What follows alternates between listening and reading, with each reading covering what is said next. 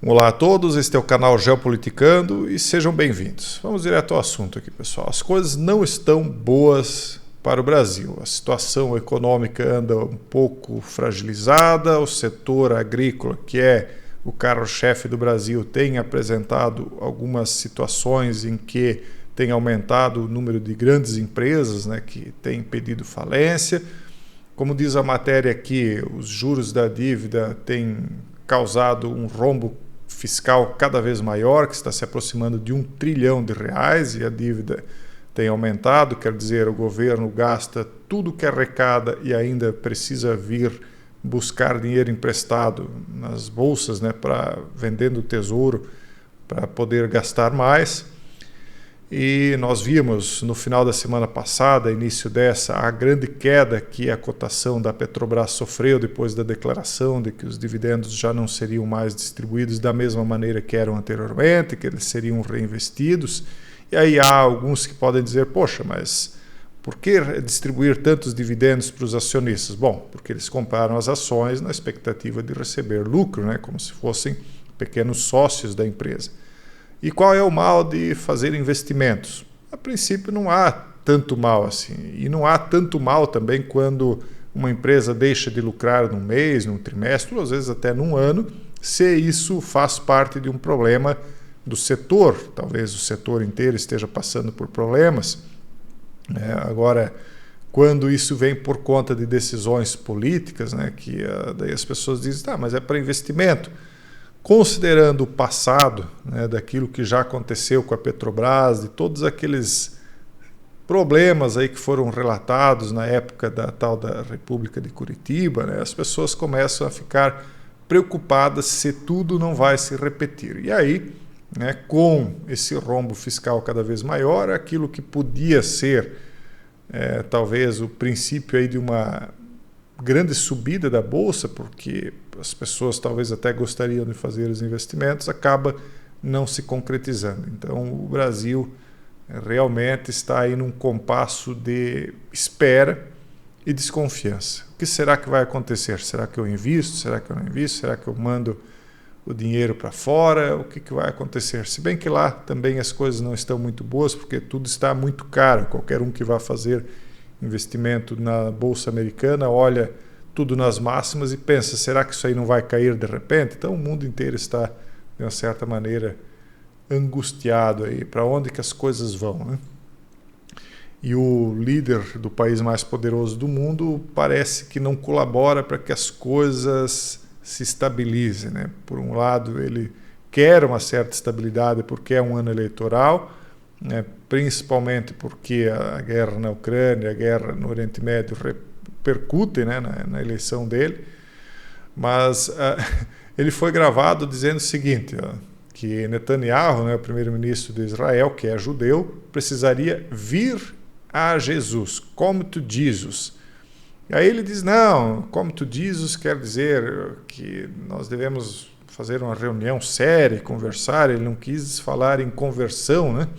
Conversão evangélica, mas é óbvio, né, que a expressão come to Jesus quer dizer aquilo que você diz quando você quer encorajar outros a aceitarem o cristianismo. E aí muitas pessoas já vieram dizendo, veja então, olha ali a prova de que Biden é cristão, porque ele foi gravado sem que ele estivesse vendo que estava sendo gravado. Isso é o que, né, todo mundo acredita, né, que possa ter acontecido. Nem todo mundo, porque tem pessoas que são um pouquinho mais desconfiadas e podem achar que ele forjou essa suposta fala gravada aleatoriamente, né, sem que ele soubesse. Só que a coisa não repercutiu muito bem, e aí ele veio dizer, não era nada disso que eu queria dizer, porque o Netanyahu não gostou, né, o Israel não gostou. Ele foi na MSNBC dizer, não, o que eu quis dizer foi que isso é uma expressão usada na parte sul do meu estado que significa ter uma reunião séria com a pessoa. Conheço o Bibi, né, que é o Netanyahu há 50 anos, ele sabe o que eu queria dizer com isso. E aí, pessoal, vocês que acham, não, talvez é porque realmente o Biden é cristão, ele quis converter lá o primeiro-ministro de Israel. Se ele fosse tão cristão assim, pessoal, será que isso aqui estaria acontecendo nos Estados Unidos? O ataque a igrejas cristãs estão aumentando nos Estados Unidos. Nos últimos 5 anos, os Estados Unidos sofreram um aumento dramático no número de ataques às igrejas cristãs, muitas vezes resultado de movimentos políticos de extrema esquerda, que é justamente, se você pegar o perfil das pessoas que estão atacando igrejas nos Estados Unidos, né, no perfil de extrema esquerda, são todos eleitores de políticos ao estilo Biden, né, que são pessoas que inflamam, né, um discurso e um comportamento de pessoas que já estão tendo comportamentos extremados, então eles são inflamados por discursos políticos, por apoios políticos, e aí vão lá e cometem verdadeiras atrocidades, atentados, entram lá, tem pessoas fazendo as suas orações e o pessoal entra mandando chumbo, né, para não dizer outra coisa, para poder dizer, né, mandando chumbo em cima de pessoas pacíficas que estão ali lendo a Bíblia, né, fazendo as suas orações, cantando, enfim. Olha só, 436 incidentes num país que deveria ser aí um dos maiores países cristãos do mundo. Então, será que tem tanto cristianismo ainda naquele país? Ou será que esse extremismo aí, que eles dizem da esquerda, está causando isso aí? O número recorde de ataques às igrejas aconteceu em 2023, com 436 incidentes. Esses ataques variaram de incêndios, ataques relacionados com equipamentos de ataque e defesa, vandalismo e até ameaças de isso aqui, né, que está na tela aqui para vocês, frisado aqui. Os 436 incidentes em 2023 foram mais do que o dobro do que 2022 e mais do que 8 vezes o número de 2018. Depois do período do flagelo ali de 2020, o pessoal enlouqueceu. Enlouqueceu porque os discursos políticos começaram a inflamar esse tipo de ato, e perseguição, e discriminação, e atentados mesmo, né? Então, 8 vezes mais do que 2018, né, um ano antes de começar o flagelo, lá finalzinho de 2019. O que a FRC aponta como uma prova de que o sentimento anticristão da esquerda não está apenas a aumentar, mas também acelerando. Entre janeiro e novembro de 2023, ocorreram mais de 315 casos de vandalismo, 75 em ataques incendiários ou tentativas de incêndio criminoso, 20 ameaças disso aqui, 10 ataques diretos, onde as pessoas entraram com equipamento de ataque e defesa mandando chumbo nas pessoas, e 37 outros incidentes diversos, fora aquele pessoal que entra no meio dos cultos e começa a gritar e insultar as pessoas lá dentro, fora esse tipo de coisa aí, né? Que com certeza aí devem chegar aos milhares hoje em dia, né? Esses incidentes se espalharam por todos os 50 estados, pelo menos eu imagino, né? Considerando que coisas assim graves já são quase meio milhar, então esses malucos aí que estão entrando, gritando, devem passar dos milhares, imagino eu. Embora os estados com maiores populações sejam mais vulneráveis a relatar o maior número de ataques, o estado com maior quantidade de incidentes foi na Califórnia, com 33 ocorrências diferentes. Califórnia, que é historicamente governada há muito tempo pela esquerda. Então, se o presidente, que é o representante da esquerda, estivesse realmente tão preocupado em converter alguém ao cristianismo, ele precisaria primeiro converter o próprio eleitorado dele, né? Se é que essa é uma preocupação dele, né? Se não for, pelo menos não incentive esse tipo de coisa. E o pessoal aí que está aí tão decidido, né, em apoiar um lado, né, que não olha para o que está acontecendo de fato lá em Israel, deveria prestar um pouquinho de atenção nesse tipo de coisa aqui. O Mossad diz que o Hamas está se esforçando para inflamar a região durante o Ramadã. O Ramadã é um feriado, não é um feriado, é uma época de maior concentração das orações e das preces islâmicas, né? Uma semana mais, vamos dizer assim, onde eles estão mais focados na religião deles, e o fato de que está ocorrendo essa guerra Israel-Hamas acaba inflamando mais os ânimos, né, do mundo islâmico justamente nesse período. E aí a Mossad, que é o grupo de inteligência, como se fosse a ABIN aqui no Brasil, né? A Mossad é a inteligência de Israel, diz que o Hamas está tentando incitar uma escalada regional durante o feriado muçulmano do Ramadã, de acordo com o comunicado conjunto divulgado pela agência de inteligência israelense. Mas o que choca mesmo é isso aqui, ó, pessoal. Um testemunho arrepiante. Isso aqui está no site Israel National News. Um desses membros do Hamas, né, não sei se essa palavra aqui pode ser dita, admitiu ter, essa palavra não pode ser dita, né, atacado e eliminado deliberadamente uma criança. Em imagens do interrogatório publicado pela jornalista Ziv Yehezkeli, um membro dessa tal de força Nukba do Hamas, disse que o trabalho dele era eliminar todo mundo. Quando questionado sobre o que ele teria feito com a criança, ele disse todo mundo, né? Então, obviamente, inclui a criança. Aí ele fez um documentário, jornalista, com várias entrevistas, né, com essas pessoas que foram capturadas. E aí um trecho do interrogatório diz o seguinte: o membro do Hamas disse: ouvi choro vindo da sala segura, onde eles estavam presos, né, os reféns. E aí o repórter: ok, o que você fez? Eu entrei, né, mandando chumbo lá dentro da área segura. Mas e a criança? O jornalista pergunta.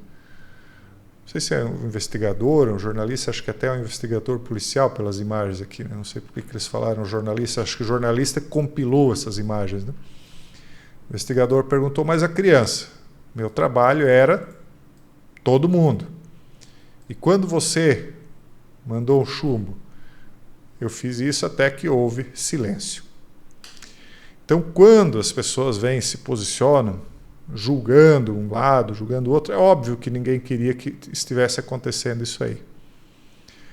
E eu não emito uma opinião muito clara a respeito disso, pessoal, porque nem eu não sei exatamente o que está acontecendo lá. Por mais que a gente acompanhe, tem atrocidades aí acontecendo, sim, coisas como essa aqui, né, como a gente está mostrando aqui para vocês, mas eu não vou me posicionar dizendo se o que Israel está fazendo agora é certo ou errado, porque coisas como essa aqui, se fosse com um familiar meu, eu até questiono, se fosse com um familiar de vocês, o que vocês fariam no lugar de quem está agora avançando contra a Palestina? É óbvio que tem muita gente lá sofrendo e inocente, mas eu tentando me colocar no lugar de ambos, eu acabo ficando sem opinião a respeito do que é lá. E aí me surpreende quando eu vejo as pessoas aí com uma opinião tão firme a respeito, não, tem que fazer isso mesmo, seja por um lado, seja por outro. Né? Estão assinando embaixo do que um lado está fazendo ou do que o outro lado está fazendo, quando na verdade a coisa é muito mais complexa do que parece. E para finalizar isso aqui, né, o ser humano realmente... Nós vamos chegar no final dos tempos, se já não chegamos, aí estamos no comecinho do fim, né? Mas se não chegamos, nós vamos chegar até o final dos tempos nesse espírito aí de extermínio, né? Então, a Ucrânia rejeitou o pedido do Papa Francisco por negociações com a Rússia. O Papa disse que era hora de levantar a bandeira branca. Eu, sinceramente, não é uma crítica à Igreja Católica, mas nesse Papa especificamente eu não confio nas coisas que ele fala, porque ele tem uma língua bifurcada, dúbia. Uma hora ele fala uma coisa que dá um duplo sentido para um lado, mais forçando para o outro, outra hora é o contrário. Eu não confio no que ele fala. Mas nisso aqui ele está certo, quando ele disse, olha, talvez é a hora de levantar a bandeira branca. Por quê? Eu sempre, desde o começo, tenho dito, as vítimas do que está acontecendo lá são os homens, principalmente os homens, mas homens e mulheres ucranianos. Eles estão sendo usados aí por ambos os lados, como uma bucha de canhão, sendo eliminados. Lógico que russos também, né? Mas os russos ainda têm a possibilidade de voltar para um país que está, por enquanto, seguro. Enquanto os ucranianos vão fazer o quê? Se eles estão sendo recrutados até do estrangeiro, né? Pessoas de idade... Eu vi um vídeo aí, eu não sei se é montagem, se é verdadeiro, se foi uma brincadeira, um treinamento, mas eu vi um vídeo que tinha até um rapaz com deficiência mental lá num daqueles bunkers, não, né? Naquelas valas, né? Trincheiras que são cavadas, né? Então, é óbvio que é uma insanidade o que está acontecendo lá. E o Papa, que sempre fala besteira, provavelmente tem aí uma má intenção por trás. Eu desculpe, não é uma crítica à igreja, mas nesse Papa especificamente eu não confio nele. Deve ter alguma intenção aí por trás, mas ele está certo nisso aqui. né? Teria de acabar com isso aí o mais urgente possível. Só que tem aí um interesse muito grande liberal e globalista por trás, que aliás é uma vertente com a qual o Papa se alinha. Talvez ele está apenas de alguma maneira jogando uma isca para ver o que a Rússia vai dizer, e daí já combinado com o próprio Zelensky para dizer, olha, nós não vamos voltar atrás, para daí de repente a Rússia dizer, não, da nossa parte tudo bem, não sei, talvez foi só jogar um verde para colher maduro, como se diz, né? Jogar a isca. Mas a Ucrânia rejeitou, então, no domingo, o apelo do Papa Francisco para negociar o fim da guerra com a Rússia, com o presidente Volodymyr Zelensky dizendo que o pontífice estava envolvido em mediação virtual e seu ministro das Relações Exteriores dizendo que Kiev nunca capitularia. Como dizia o Marcos lá do Two Trio, agora falecido, infelizmente, o lumpa-lumpa lá da Ucrânia quer levar isso aí até as últimas consequências, porque as carnes que estão sendo moídas não são as dele, né? Enfim, esse é o mundo de M em que nós estamos vivendo e que nós vamos acompanhando aí para deixar você atualizado, tá bom? Forte abraço a todos e até o próximo vídeo, se Deus quiser.